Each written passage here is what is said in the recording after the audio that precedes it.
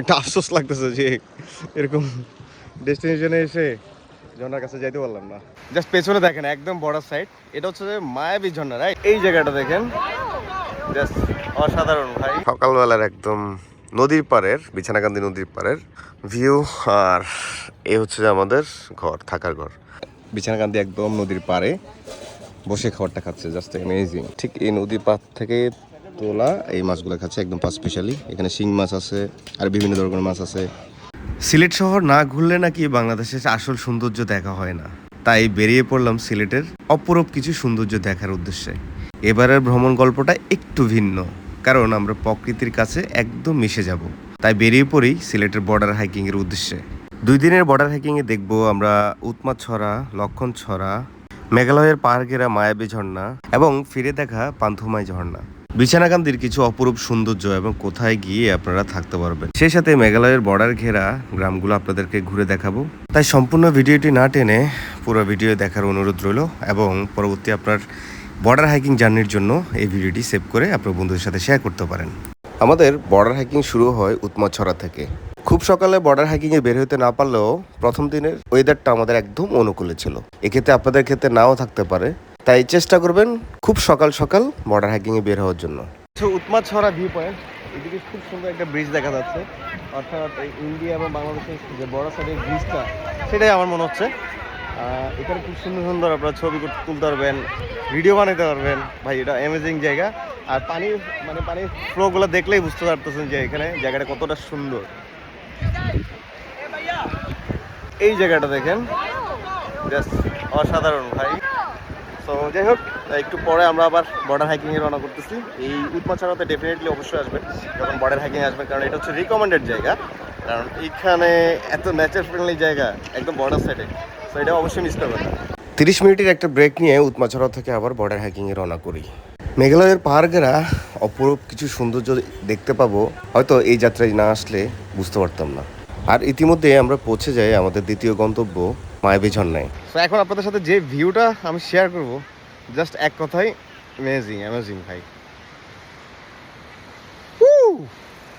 Just পেছনে দেখেন একদম বর্ডার সাইড, এটা হচ্ছে যে মায়াবী ঝর্ণা, রাইট? তো পান্থুফাই যাওয়ার পথেই কিন্তু এই মায়াবী ঝর্ণা পড়বে। জাস্ট অসাধারণ একটা ফিলিংস ভাই। চল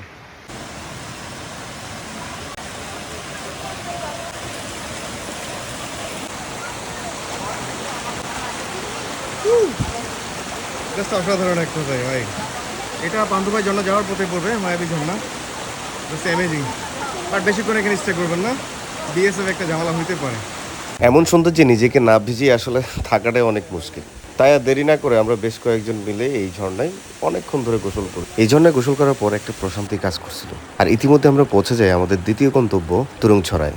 স্বল্প পানি দেখে মনে হলো তুরুংছড়ার স্রোত কিন্তু অনেক বেশি, তাই অবশ্যই সাবধানতা অবলম্বন করে এই ছড়াটি পারাপার হবে। তুরুংছড়া থেকে বেশ কিছুক্ষণ হাঁটার পর আপনারা একদম ছবির মতো সুন্দর একটি গ্রাম পেয়ে যাবেন।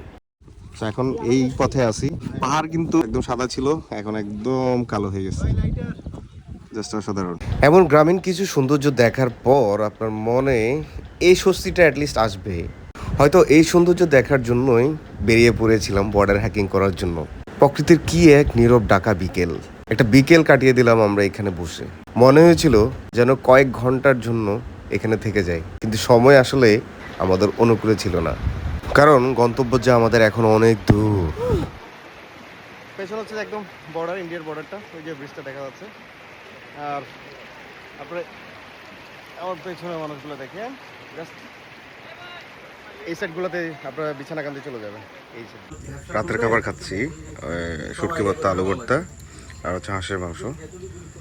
এই দিয়ে হচ্ছে যে আমাদের আজকে রাতের মিল ছিল। এই হচ্ছে আমার দাদু, এই হচ্ছে আমার রাতের খাবার। এই হচ্ছে আমার এক দাদু, এই হচ্ছে আমার ভাইরা। খাবারটা মোটামুটি বেশ ভালো হয়েছে, একটু ঝাল হয়েছে। সো সিলেটের মানুষরা বেসিক্যালি হচ্ছে ঝাল বেশি খায়। সকালবেলার একদম নদীর পাড়ের, বিছানাকান্দি নদীর পাড়ের ভিউ।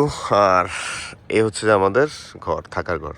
সো আমরা এখানেই ছিলাম। আপনারা যদি রাতে স্টে করতে চান, আপনারা কবির ভাইয়ের সাথে যোগাযোগ করবেন, নাম্বার দিয়ে দিব আমি। ওনার সাথে যোগাযোগ করে এই জায়গাগুলোতে ঠিক এভাবেই আপনাকে থাকতে হবে। আপনি নেচারের কাছে আসলে আপনি এর চেয়ে বেশি কিছু আসলে এক্সপেক্ট করতে পারবেন না। এটা আশা করা আসলে কতটা যৌক্তিক আমি ঠিক না। এদিকে বিছানাকান্দি একদম বর্ডার সাইডের বাজার, ইন্ডিয়ান প্রোডাক্টগুলো পেয়ে যাবেন আপনারা। এখান থেকে টুকটাক জিনিসপত্র কিনতে পারবেন, চাইলে বোট ট্রিপ করতে পারবেন।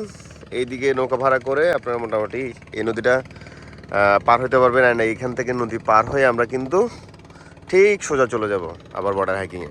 তো আজকের প্ল্যানটা হচ্ছে যে একটু পরে নাস্তা করব, নাস্তাটা করে জাফলং পর্যন্ত আমরা বর্ডার হাইকিং করব। সো মোটামুটি আজকের এপিসোডটা অনেক ভালো লাগবে আপনাদের কাছে। চলেন আপাতত সকালবেলা নাস্তাটা করি। সো সকালের খাবার খাচ্ছি, একদম নাস্তা বলতে ভাত খেয়ে ফেলতেছি। এখন সকাল প্রায় 11টা বাজে, আর খাবার পরিবেশটা ঠিক এরকম, সব ভাই বাদারা মিলে খাচ্ছি একসাথে। আর এটা হচ্ছে যে কবির ভাইয়ের একদম মানে ছাউনি দেওয়া মানে খাবারের দোকান বলা যায় আর কি। সো সকালবেলা আপনারা যখন স্টে করবেন এই জায়গাটাতে, আপনারা কবির ভাইয়ের এখানে খেতে পারবেন। এবং কবির ভাই হচ্ছে এখানকার খুবই ফেমাস মানুষ, যে কাউকে বললে দেখা দিবে। আর খাবারের সাথে সাথে জাস্ট এই ভিউটা, মানে এখানে বসে হচ্ছে যে আমরা বিছানাকান্দি একদম নদীর পাড়ে বসে খাবারটা খাচ্ছে, জাস্ট অ্যামেজিং। আর ওই যে অনেকগুলো মানুষ এই দিনের বেলায় বেসিক্যালি হচ্ছে যে ট্যুরিস্টরা আসে আর কি। সো যারা অফ ট্রেকার আছে তারা রাতে স্টে করতে হয়, রাতে স্টে করে এই জায়গাগুলো ভিজিট করতে পারবেন। আর ঠিক এই নদীর পাড় থেকে তোলা এই মাছগুলো খাচ্ছে একদম স্পেশালি। এখানে শিং মাছ আছে আর বিভিন্ন ধরনের মাছ আছে, শিং মাছ, কই মাছ, মাছ এই ধরনের মাছ আর কি। সো যাই হোক, খাবারটা জাস্ট গতকালকে বলছিলাম যে খাবারটা আসলে অসাধারণ। কই ভাই রাতে রান্না জাস্ট এক কথায় অ্যামেজিং। সো খাবারটা শেষ করি, অ্যান্ড এরপর আবার আমাদের বর্ডার হাইকিং শুরু হতো। দ্বিতীয় দিনে খাবার দাবার শেষ করে আবার বেরিয়ে পড়লাম বর্ডার হাইকিংয়ের উদ্দেশ্যে। ওই যে দেখা যাচ্ছে একদম বর্ডারের সীমানা, এই পার হচ্ছে বাংলাদেশ, ওই পার হচ্ছে যে ইন্ডিয়া। আমি একটু জুম করে দেখাই, এই যে জাস্ট এই পিলারটার অপোজিটে আপনাকে যাওয়া যাবে না, কাঁটাতার আছে ওখান থেকে বিএসএফ বসে আছে। এটা বাংলাদেশ, এটা ইন্ডিয়া, আর এই হচ্ছে যে আমি একদম বর্ডার হাইকিং করতেছি, একদম গ্রামীণ পরিবেশে বর্ডার ধরে ধরে। ও আজকে ওয়েদারটা হচ্ছে একদম রোদেলা, প্রচুর রোদ। যদি একটু মেঘ থাকতো গতকালকের মতো তাহলে আশা করি অনেক ভালো লাগতো। তো রোদটা থাকার কারণে হাঁপাই গেছি। যাই হোক, এটা হচ্ছে যে নেচারের কারণে তো আসলে কারো হাত নেই নেচারের উপরে। চলে আগে সামনের দিকে। আর ওই যে আমাদের সামনে হাঁটতেছে সবাই, পেছনে আছে, আমি মিডলে আছি। গ্রামের মেঠো পথ ধরে একদম হাঁটাহাঁটি বর্ডার সাইডে, এ এক অন্যরকম অনুভূতি ভাই। এটা বলে বোঝানোর সামর্থ্য আমার নাই, জাস্ট অসাধারণ অভিজ্ঞতা। একদম নিরিবিলি একটা গ্রাম ধরে, আমার পেছনে দেখেন কতটুকু পথ হাঁটতেছি, জাস্ট এই অনুভূতি আসলেই অসাধারণ। ও দুই পাশে দুই রকম, এক পাশে পাহাড়, এক পাশে হচ্ছে যে একদম জমিন। আর দুইটা দেশও কিন্তু আলাদা, এক পাশে ভারত আর এক পাশে বাংলাদেশ। ও জস। গ্রাম আসলে সবসময় একটা ভালো লাগার জায়গা, কারণ সবারই তো আসলে গ্রাম থেকে বেড়ে ওঠা।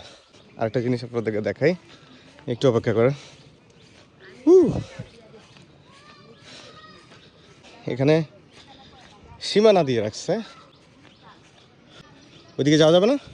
আচ্ছা, এটা হচ্ছে ভারত আর এইটা হচ্ছে ওই বাংলাদেশ। কই এই যে বাংলাদেশ। একে একে আমরা আমাদের প্রত্যেকটা ডেস্টিনেশনের মুহূর্তগুলা ক্যামেরাবন্দি করে ফেলি। সবার মধ্যে অনেক ভালো লাগা কাজ করছিল, কারণ এত সুন্দর একটি ট্রিপে আসতে পারে। সো জাস্ট এই জায়গা যখন আপনারা ট্রেকিং করে চলে আসবেন, মানে অর্থাৎ পান্থুভাইয়ের উদ্দেশ্যে চলে আসবেন, জাস্ট এই জায়গাতে এই পান্থুভাই ঝর্ণাটা দেখতে পাবেন। এখানে কিন্তু আপনি যাইতে পারবেন না, কারণ হচ্ছে ইন্ডিয়ান একদম বর্ডার ঘেরাও দেওয়া। ভুলেও এই সাহসটা করবেন না। এই জায়গা থেকে আপনাকে ঝর্ণার ভিউটা দেখতে হবে, অনেক বিশাল ঝর্ণা। একটা আফসোস লাগতেছে যে এরকম ডেস্টিনেশনে এসে ঝর্ণার কাছে যাইতে পারলাম না। এখানে আসি আপনি জাস্ট এরকম একটু পানিতে, ঠান্ডা পানিতে একটু গা ভেজাতে পারবেন, গোসল করতে পারবেন। এই অ্যাক্টিভিটিসগুলো করা ছাড়া আর কিছু নাই। সুন্দর সুন্দর ছবি তুলতে পারবেন, মেঘালয় পাহাড় ঘেরা, অনেক বড় বড় পাহাড় এবং ঝর্ণার সেই সুন্দর ভিউ। সো পান্থুভাই ছিল এরকমই দেখতে, পান্থুভাই থেকে এর চেয়ে বেশি কিছু দেখার নাই। তারপরও আমি একটু জুম করে আমি আপনাদেরকে ঝর্ণাটা দেখাই দিই। জাস্ট ঝর্ণাটা কত বড়! ও এটা একদম জাস্ট ওই জায়গা থেকে একদম উপর থেকে এই জায়গা পর্যন্ত চলে আসছে, আর ওখানে একটা ব্রিজও দেখা যাচ্ছে।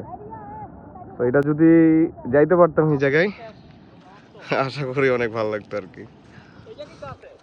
আফসোস এতটুকু পথ ট্রেকিং করে মানে হাইকিং করে আসার পর জাস্ট এই লোকেশনটা, তো এই আর কি পান্থ ভাই এইটুকুই পাবেন। আর আমার ভাই আছে শিবাত ভাই, পুরো লম্বা পথ জার্নি করে আসে, এখন একটু গাভী যাচ্ছে। সবচেয়ে আফসোসের ব্যাপার হচ্ছে আমরা বিছানাকান্দি থেকে আমরা আসছি কিন্তু ঝর্ণার কাছে যেতে পারতেছি না। হ্যাঁ এটা এত সুন্দর ঝর্ণা ঝর্ণা, কিন্তু আমরা ঝর্ণার কাছে যেতে পারছি মানে জাস্ট আপনি কল্পনা করেন যে এতটুকু পথ হেঁটে আসার পর এত সুন্দর একটা ঝর্ণা দেখছেন, বাট এটার পাশে কাছেই যেতে পারতেছেন না। এর চেয়ে ব্যর্থতা, এর চেয়ে দুঃখ আর নাই। এখন আমাদের কি করার, কিছু করার নাই। আমরা তো ইন্ডিয়ান বাংলাদেশের সাইডে পড়ছি, তো বাংলাদেশের খুব অল্প অল্প সুন্দর যে জায়গাগুলো আছে, যাই হোক যা আছে তাতেই আমরা হ্যাপি অনেক, আলহামদুলিল্লাহ। বাংলাদেশি হিসাবে আমরা আসলে অনেক গর্ব করি। এগুলো এক প্রকার আমাদের কাছে সিন্ডিকেট করে নেওয়া হয়েছে, সো এটা বুঝতে বলার বাকি রাখি না আসলে, কি বলেন ভাই? তো ঠিক আছে, টাটা। পান্থ ভাই থেকে এতটুকুই ছিল। এরপর হচ্ছে যে আমরা জয়ন্তপুর যাবো, রাইট? জয়ন্তপুর আগে জাফলং যাবো, ওখান থেকে আমরা একদম বাংলাদেশের লাস্ট হাউসে যাবো। সো সেটাই আপনাদের সাথে শেয়ার করবো, চলেন। সো এখন আসি হচ্ছে যে খাসিয়াপল্লিতে। আমরা বেসিক্যালি হচ্ছে যে জয়ন্তপুর যাওয়ার কথা ছিল, বাট সানসেট মানে আলো স্বল্পতার কারণে আমরা যাইতে পারি নাই। আমরা চিন্তা করলাম যে না, আমাদের গাড়ির টাইম হচ্ছে যে রাত 9টায়, সো আমাদের ব্যাক করতে হবে। সব মিলিয়ে খাসিয়াপল্লিটা ভিজিট করতে চাই না। এখানে খুব সুন্দর একটা চা বাগান আছে, একদম দেখার মতো। সিলেট হচ্ছে চায়ের জন্য বেস্ট জায়গা, সিলেটের চায়ের শহরও বলা হয়। তো সেই জায়গা থেকে আপনারা এই জায়গাটা ভিজিট করতে পারেন। খাসিয়াপল্লি খুবই সুন্দর একটা জায়গা, খুব সুন্দর সুন্দর ছবি তুলতে পারবেন, ভালো লাগবে বিকালটা। আর এই পল্লিটাতে কোন মানুষরা থাকে, তারা কি করে, একটু দেখানোর চেষ্টা করবো, চলেন। নিজ চোখে না দেখলে হয়তোবা বুঝতাম না কখনো যে খাসিয়াদের জীবন এত সুন্দর কিভাবে হয়, একটা পল্লী কিভাবে এত সুন্দর এবং সাজানো গোছানো হয়। যাই হোক, আলো স্বল্পতার কারণে আমরা আসলে ভিডিওটা রেকর্ড করতে পারি নাই। যতটুকু শুনেছি, খাসিয়াপল্লির কোনো কিছু যদি আপনাকে ক্যামেরাবন্দি করতে হয় তাহলে অবশ্যই ওখানকার মানুষের পারমিশন নিতে হবে। সব মিলিয়ে আমাদের খাসিয়াপল্লিতে বেশিক্ষণ থাকা হয় নাই। তো যাই হোক, আজকের ভিডিওটা এখানে শেষ করতেছি। যদি এই ভিডিওটি ভালো লাগে থাকে তাহলে অবশ্যই চ্যানেলটি সাবস্ক্রাইব করবেন, বন্ধুদের সাথে শেয়ার করবেন এবং মতামত জানাবেন কমেন্ট বক্সে। সেই পর্যন্ত ভালো থাকবেন, আল্লাহ হাফেজ।